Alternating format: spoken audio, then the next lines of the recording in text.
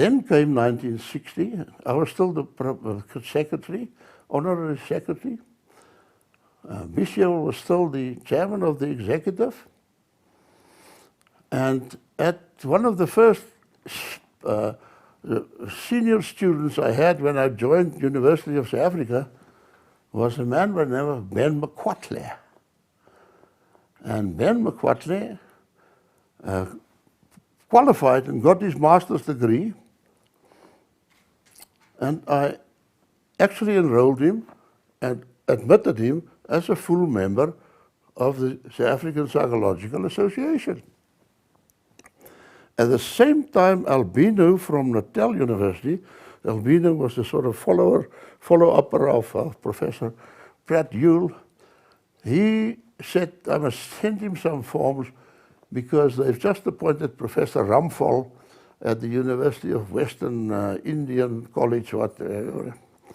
And they enrolled him as a full member to draw him in to the branch, where he's then a full member in the branch. So Ramphal and McQuatley got onto the books as full members. Came the annual general meeting at Stellenbosch in June 1961, and Bischel's presidential report published, handed out.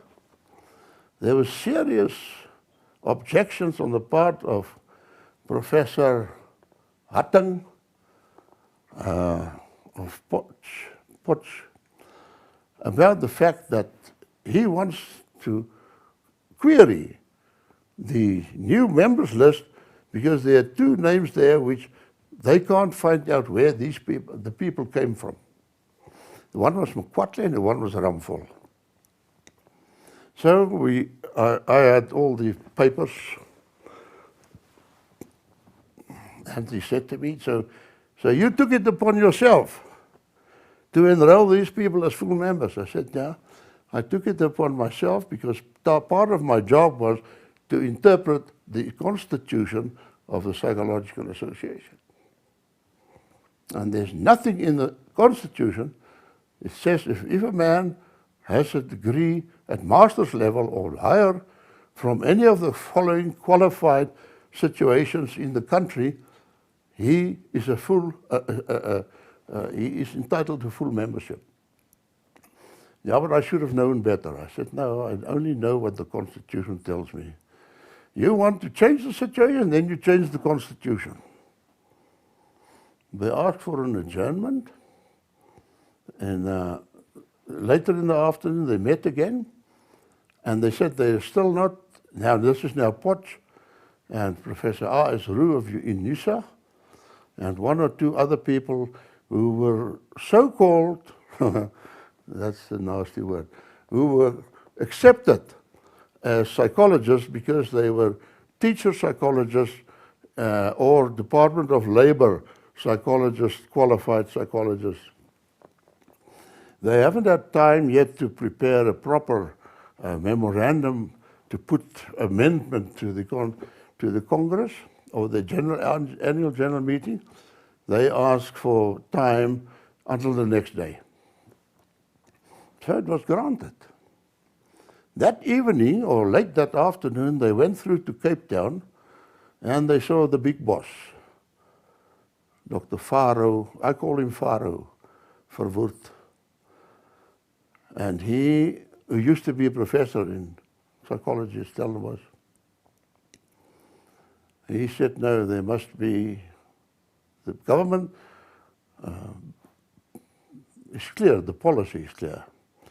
There must be separate associations for whites, blacks, Asians, and coloreds. So they came back the next morning and they put an amendment to the annual general meeting saying that we must handle the situation the executive must handle the situation very carefully.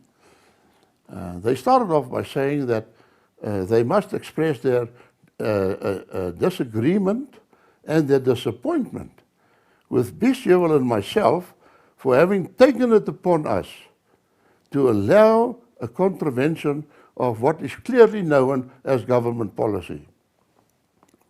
But their proposal is that we reverse the situation very carefully and we assist Ramphal and Mokwatle to establish an Asian Psychological Association and a Bantu Psychological Association. Now in the process, I flared up because I was speaking English and Hatting from Potchefstroom says, could I please translate that into Afrikaans? And I flared up and I said, this is a bilingual country. Do your own dirty work. Words to that effect, which was nasty. I also flared up when in a discussion against Professor R.S. Roux. And I quoted one or two things, personal things that I know. I said, you can't have tea with a senior student like Mokwatle in your office. What is that? Is it social mixing? You're the professor, he's the student. But the moment he qualifies and he gets your degree, you're not allowed to meet with him in a scientific situation. That was the end. They broke away. They lost the count.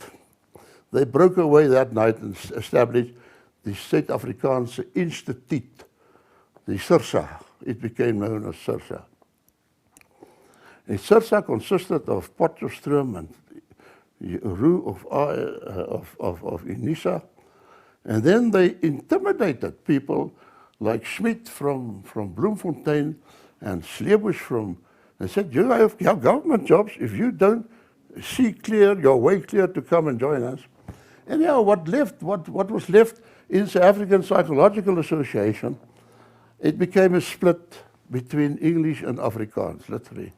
There were a few of us, like myself, Davie Gous, Davie Foster. Well, that was in a NIPR situation.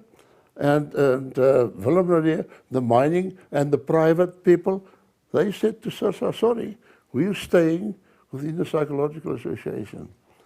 And who also stayed with us in the Psychological Association, and as a result, I think he more or less lost his job through it, was Dio Stroomfer at Potchefstroom University, because he remained within, and he and Rita Kellerman, I think they remained with Psychological Association. And that was 61. I got back in Pretoria. I was called in to the office of the big boss of Unisa and said that it is with great disappointment that he has learned of my insubordination against the head of the psychology department, and as a result, they've put on ice all the planning of the developments of a department of the, applied psychology, which I was due to head up in, my understanding was in beginning of 1962. So I said, well, I admit that I've done it. I admit that I follow the Constitution. I admit that I don't see my way clear to discriminate against people who as a student was sitting at my feet, and because he qualified, I can't mix with him. It's not for me. Yeah, but then I must just note that all the plans for 1962 has been put on ice. There's no promise about any further developments. It meant to me that, okay, I will now just have to take it on the chin, walk out. I called together, I was the assistant president of the Teachers Association of Unisa, the Docentenvereniging. I called Professor Lombard, who was the president of the Teaching Staff Association. I said to him, this has happened.